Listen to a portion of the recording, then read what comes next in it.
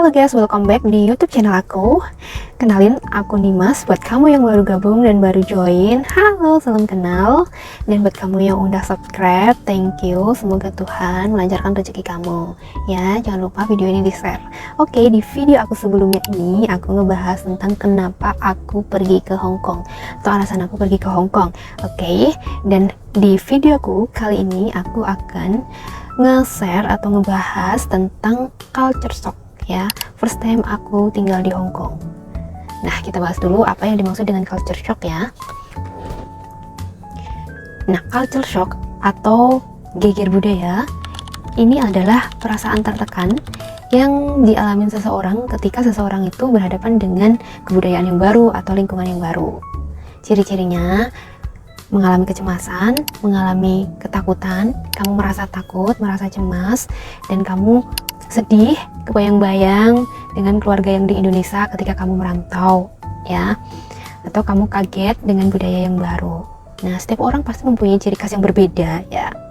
Oke, jadi culture shock yang aku alami first time aku di Hong Kong yaitu budaya, kemudian sosial, lingkungan sosial, dan satu hal kecil yang dimana di Indonesia tidak pernah aku lakukan sama sekali, tapi di sini benar-benar dilakukan ya.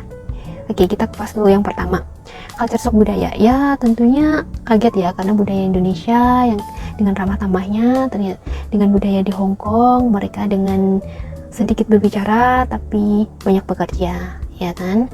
Nah, ketika kita lihat orang kan, kalau di Indonesia biasa ya kita senyum, halo. Nah, kalau di sini enggak ya guys ya.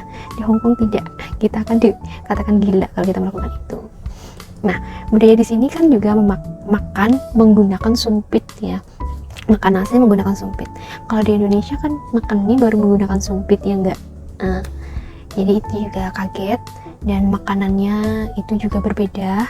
Kalau di Hong Kong itu semuanya direbus, bahkan ikan pun dikukus, ayam cuma dikukus, sayur direbus, nggak tumis-tumis ya. Kalau di Indonesia kan enak nih, tinggal digoreng-goreng ya kan, dan ada minyaknya dan ada bumbu-bumbunya lengkap. Kalau di sini tidak ya. 3 hari aku datang di Hong Kong itu tidak bisa makan ya. Ketika aku makan aku muntah, ketika aku makan aku muntah ya, karena aku belum terbiasa makanan di sini gitu. Nah, itu culture shock di budaya. Kemudian sumpit kalau jatuh ke bawah itu tandanya fatal ya, akan ada apes. Jadi ketika aku makan, aku meletakkan sumpit itu hati-hati di meja ya, biar nggak jatuh gitu. Oke, yang kedua yaitu lingkungan sosial, dimana lingkungan di sini itu nggak ada orang yang ramah, sama sekali nggak ada ya, dan nggak banyak ngomong. Jadi ketika aku banyak ngomong juga, orang di sini keki ya sama aku, kayak sok tahu gitu. Kemudian bahasa aku nggak bisa mengikuti, karena apa? Bahasa yang aku pelajari di Indonesia ternyata berbeda dengan bahasa yang digunakan di Hong Kong. Sebenarnya nggak berbeda, mungkin waktu itu aku belum paham dengan nada-nadanya yang di sini. Itu disebutnya kalau di Hong Kong beng yam ya, tapi kalau di Indonesia nada. Jadi satu kata ada beberapa nada dan itu mempunyai makna tersendiri. Jadi ya aku berkomunikasi menggunakan bahasa tubuh dengan mereka ya, dengan bos aku dan orang-orang di luar ketika aku membeli makanan atau minuman gitu. Terus yang ketiga itu beradaptasi. Beradaptasi susah, karena pertama kali aku datang ke sini itu aku pas musim dingin ya, pas musim dingin. Kan di Indonesia nggak ada musim dingin, kita hanya ada musim panas dan musim hujan.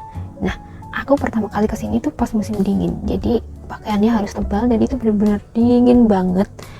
Dingin udaranya gitu, anginnya, udaranya tuh dingin, walaupun di rumah tutup jendela tetap dingin. Kita harus menggunakan baju tebal gitu kan.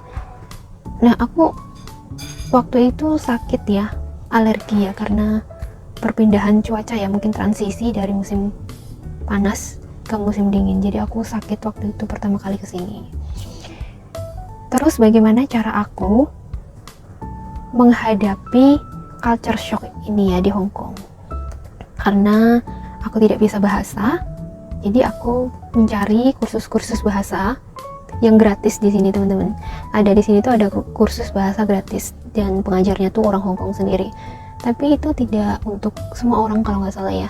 Waktu itu aku nyari di salah satu shelter yang ada di Hong Kong ini. Aku lupa namanya karena udah lama sekali. Jadi aku belajar kursus bahasa Kantonis untuk memudahkan aku berbicara. Ya iyalah, masa aku tinggal di Hong Kong, masa aku akan pertahanin aku nggak bisa ngomong dengan bahasa Kantonis, ya kan.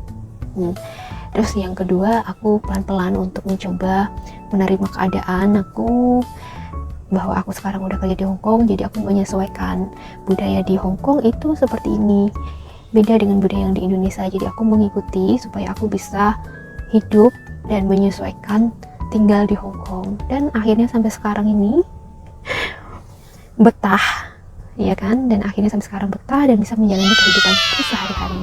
Oke, thank you. Ini cerita-cerita aku. Semoga teman-teman yang di luar sana, besti-besti online, ya, gak bosan dan support aku terus supaya aku bisa lebih konsisten dan semangat untuk kontennya. Oke, see you next time. Bye bye.